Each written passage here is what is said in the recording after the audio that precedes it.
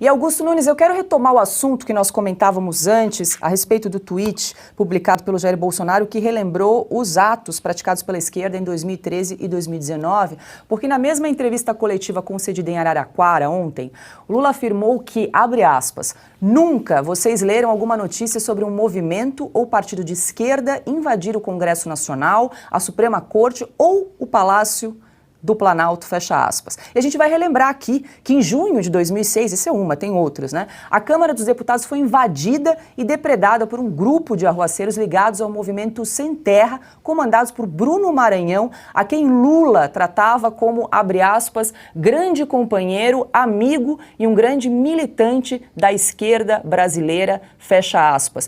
O Silvio Navarro bem lembrou dessa situação lá de 2006, porque essa invasão no Congresso deixou mais de 50 pessoas feridas. O chefe da segurança da Câmara, Normando Fernandes, foi hospitalizado com um afundamento craniano depois de ser atingido por uma pedra. O auxiliar dele foi jogado de uma altura de cerca de 3 metros e teve sequelas graves. A gente está relembrando aí as imagens na tela e essa reportagem você pode conferir no site da Revista Oeste, que saiu hoje, é isso, Silvio? Ontem à noite. Ontem à noite. Augusto Nunes. Esses não foram tratados não, como terroristas, nada. Né? É esse duplo padrão que faz com que os jornais, a imprensa velha, aí vá para o espaço, né? Como tem ido. Essa não precisa não de perseguição do YouTube, porque não conta o que realmente acontece. Então o Silvio estava dizendo, né? A gente não pode dizer que a gente não pode falar que o Lula é ladrão, né? E ele é ladrão e todo ladrão mente, por definição. Ele precisa se livrar da cadeia, então ele conta mentira, ele diz que ele não confessa. O Lula devia confessar. Agora, o confessor dele é o Frei Beto, que já não é mais religioso, nunca foi, aliás. Então, ele conta para o Frei Beto, fica tudo no âmbito da quadrilha. Ele mente o tempo todo, quer dizer, mente sobre o Bolsonaro. Tá? O Bolsonaro incitou a multidão. O Bolsonaro agiu durante todo o seu governo de acordo com a lei. Foi o único. Só o chefe do executivo agiu assim. Os outros poderes desandaram. Agora, ele incitou mais essa. Então, faroeste é brasileira.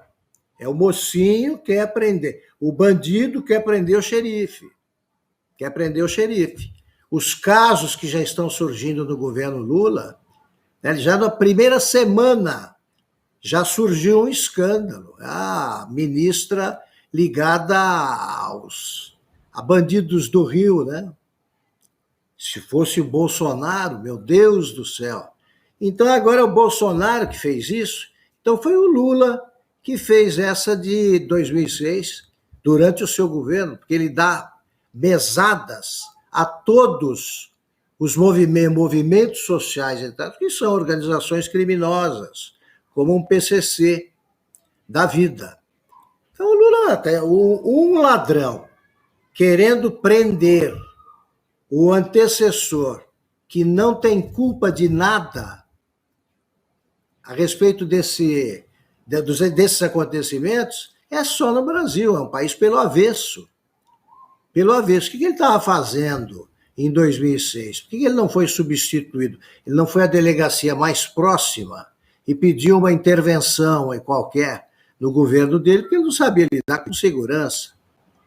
Por que ele não interferiu, não decretou intervenção no governo do Distrito Federal na época?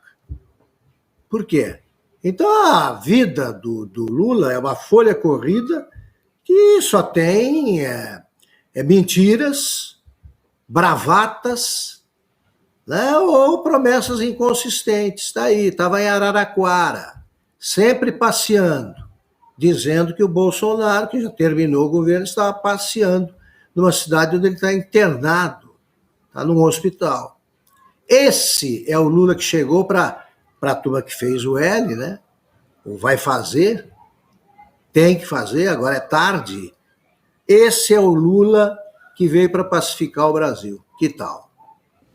Vou jogar a bola para o Fiuza, mas vou pedir para a produção exibir novamente essas imagens aí da invasão em 2006, e lembrando que essa foi uma reportagem da TV Globo e essas imagens estão disponíveis no YouTube. E Fiuza, quero... É um carro... Lembrando, o Silvio Navarro estava em Brasília, à época, dentro da Câmara dos Deputados, quando ocorreu aí a invasão. Agora, Fiuza, eu quero adicionar mais uma informação que chegou para a gente agora, uma atualização. O PDT entrou com uma notícia crime na Procuradoria-Geral da República para que o ex-presidente Jair Bolsonaro seja responsabilizado pelos atos de vandalismo e depredação do Congresso, do Planalto e do Supremo Tribunal Federal no último domingo em Brasília. Além disso, o partido quer que o PGR Augusto Aras solicite ao STF para que Bolsonaro retorne imediatamente ao Brasil e realize a entrega do seu passaporte. É um festival de leviandades, né? Leviandades oficializadas, não é isso? Porque o Lula parece ter alcançado o direito à leviandade e coisas muito piores. O Lula diz o seguinte, quem sabe o Bolsonaro esteve instigando, incitando essa quebradeira, esse negócio aí, pelas suas redes sociais. Como é que ele pode dizer isso? As redes sociais são espaços públicos, acessíveis a qualquer um. Como é que ele diz, quem sabe o Bolsonaro andou usando suas redes sociais? Ele tinha que olhar, tinha que procurar, verificar. Tem alguma coisa, apareceu em algum lugar o presidente conclamando? Ou se ele achasse, se ele tivesse um indício de que o presidente estava conclamando a violência, a sublevação, ele teria que pedir uma investigação disso, talvez dos canais do presidente, se ele tivesse indício, não é de ato de vontade. Só que ele não tinha indício, só que isso não foi feito. E ele vem dizer, quem sabe o presidente não está incitando, não esteve incitando a violência por suas redes sociais. Isso aí é a apoteose da leviandade. Ele não pode afirmar isso, as redes sociais são públicas. Ou esteve lá presente esse tipo de incitação ou não esteve. Como é que ele diz que, quem sabe, isso aconteceu? Dentro deste novo código perigoso, violento, que está se impondo no lugar do direito no Brasil, o Lula seria criminalizado por desinformação, desordem informacional, segunda geração de desordem informacional, incitação ao ódio, porque ele está dizendo, está responsabilizando o presidente, está incitando o ódio contra aquele suposto incitador. Ele está incitando ao ódio se ele está sendo leviano. Seria o que mais? Fake news? Quais são os outros nomes que estão nessa cartilha grosseira, pueril, que substitui o direito com a complacência de tanta gente? Então, é claro, o Lula chegou, o Luiz Inácio da Silva, cujo passado todo mundo conhece, chegou a esse ponto de falar o que quer, de dizer o que bem entende. Ele tem o direito a ser leviano. Ele tem o direito de chamar os linchadores para cima de alguém, com qualquer coisa que ele fale. Quem transige com isso, quem assiste isso de cabeça baixa, quem aceita esse avanço sobre a legalidade, evidentemente está compactuando com isso. Agora, 19h27, e termina aqui mais uma edição de Oeste Sem Filtro. Muito obrigada pela sua companhia. Boa noite, Ana Paula Henkel. Um dia difícil para a gente, né? Uma ressaca depois desse episódio grave, violento que ocorreu em Brasília. E essa notícia da punição do YouTube, nós que estamos lembrando mais uma vez a você que nos acompanha em plataformas alternativas, no Vimeo, no Rumble e também no Twitter da Revista Oeste, para continuar a fazer esse programa de segunda a sexta-feira para você que nos acompanha. É isso, Paula. Continuaremos sem filtro, né? Combatendo o bom combate, aliados à verdade, ao respeito às leis, ao respeito à nossa Constituição, né? À lealdade à nossa Constituição, aos princípios fundamentais e vitais da nossa República, que é esse, em primeiro lugar, respeito à nossa Constituição.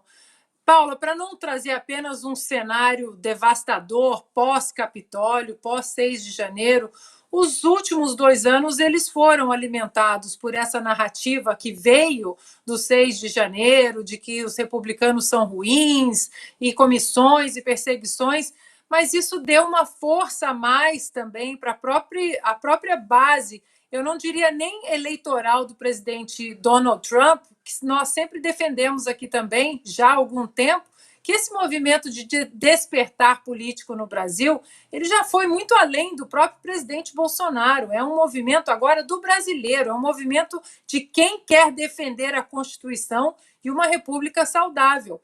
E por mais que tenha sido devastador o pós-6 de janeiro, os 3, 4 meses ali, isso acabou inflamando uma vontade de defender de maneiras constitucionais e pacíficas as repúblicas americanas, e eu acredito que é assim que acontecerá também no Brasil.